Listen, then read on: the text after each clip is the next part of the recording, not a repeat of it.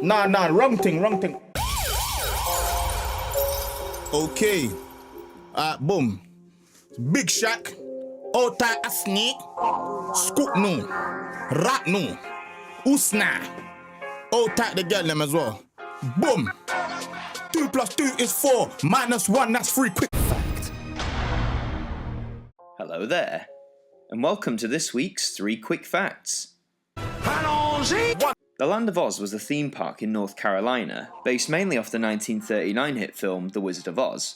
It opened in 1970, and took guests through the experience that Dorothy went through in the film.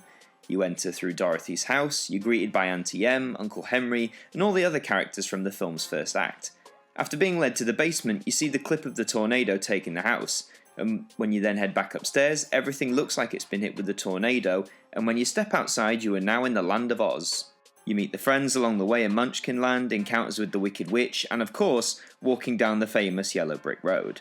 Sadly, in 1975, the park's original Emerald City structure was set alight and burned to the ground, damaging other structures nearby.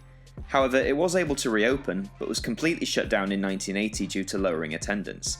After over a decade of props and sets being left to vandalism and natural element exposure, in the mid-90s the park would reopen for a few days of the year, to celebrate the now annual Autumn in Oz event, which still continues presently. So although the original Land of Oz may not be quite there, it's great to see that it's being kept alive by many thousands of supporters. And now, this message. Thanksgiving in the Land of Oz was presented by Mattel Toys. Ready Player One was released as a film in 2018, based off the popular cult book by Ernest Cline. The book featured countless references to pop culture, mainly from the 1980s and 1990s. One franchise that continuously featured was Star Wars, which was first released in 1977. However, when making the transition from the page to the screen, author Cline and director Steven Spielberg had to look carefully at what characters and properties they would have access to.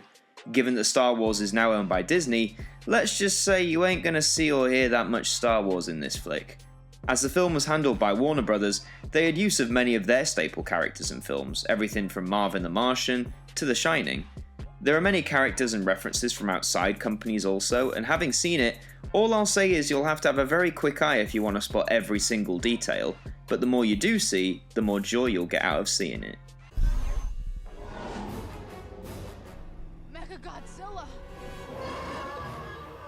The Sony Walkman was first released in 1979. At the time, it was one of the biggest revelations not just in technology, but also in the way we consume music. Up to this point, you either listened to music on vinyl records, or on the radio, and in some cases via a 4 or 8 track tape in your car. So to have this little boxy machine that could hold and play your cassette tapes in stereo sound was an amazing thought. As the 1980s rolled in, the Walkman brand would continue to expand and dominate the music landscape. Even when other companies tried to enter the ring with their equivalent machines, most people would refer to them as Walkmans. More features got added to new models, which kept coming every few years. Some had a built-in FM radio receiver, some were equipped with the ability to record, some had the Mega Bass feature, which soon became standard, and many of the earliest models had 2 headphone jacks, a feature that I wish was still a thing on smartphones. However, despite dominating the 1980s, when the 1990s came about, things started to change. The CD format was now really starting to take off, and cassette sales in general were on the decline, meaning the cassette-based Walkmans began to suffer also. Sony did try and adapt by releasing the Discman, which was essentially a Walkman but for CDs, but they could never really match their predecessor's success. By the early 2000s, cassettes were pretty much being rendered obsolete as a viable and popular music medium, and Walkmans were being traded out for newer digital devices, such as iPods. However, it is important to look back at what the Walkman did for history, and we continue to honour its impact as we celebrate its 40th anniversary this year. And who says cassette tapes aren't coming back, eh? Put on a Walkman and see the world in a whole new light. Sony Walkman. The Walkman from Sony, the one and only. And there are your 3 quick facts for the week. Hope you enjoyed it and hope you learned something along the way. Please like the video, comment down below, share it around, subscribe to the channel if you're new, check out the previous 3 quick facts videos, and thank you for watching. I'll see you all next time.